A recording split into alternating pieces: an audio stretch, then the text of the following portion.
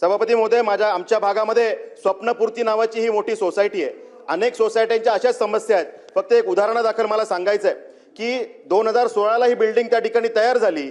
2019ला अनेकांना पोझिशन मिळालं. 2 वर्ष मेंटेनन्स ॲडव्हान्स घेतला गेला आणि त्यानंतर 3 वर्षाच्या कालावधीमध्ये मेंटेनन्स चार्जेस पाठवलेच नाहीत आणि आता 2025ला एकत्रितपणे 2-2 लाखाची बिलं यांना पाठवलेली आहेत. आता या बिल्डिंगमध्ये कुणी मोठी लोक राहत नाही सभापती महोदय.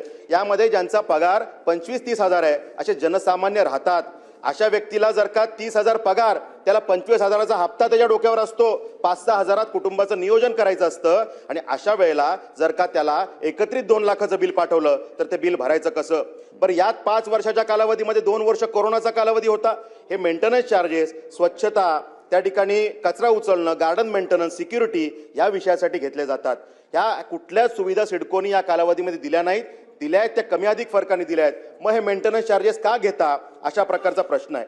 त्याच विषयामध्ये त्या ठिकाणी सिडकोनी प्लॅनिंगमध्ये स्वप्नपूर्तीच्या बाजूला एक जागा दाखवली होती. त्यामध्ये ते मॉल करणार होते.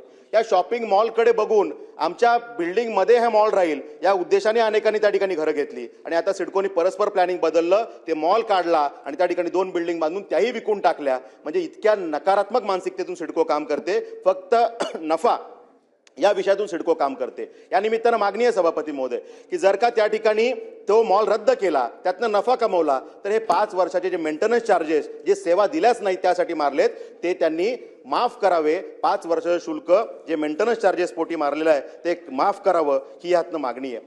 या ठिकाणी प्रॉपर्टी टॅक्सचा विषय येतो की सिडकोच्या माध्यमातून बिल्डिंग बांधण्यात आलेल्या आहेत आणि मग 2016ला पनवेल महापालिकेची स्थापना झाली आणि या सगळ्या गरीब जनतेला 2016 पासूनचा प्रॉपर्टी टॅक्स हा त्या ठिकाणी महापालिकेने मारला, तो सिडकोनी या ग्राहकांना लावला.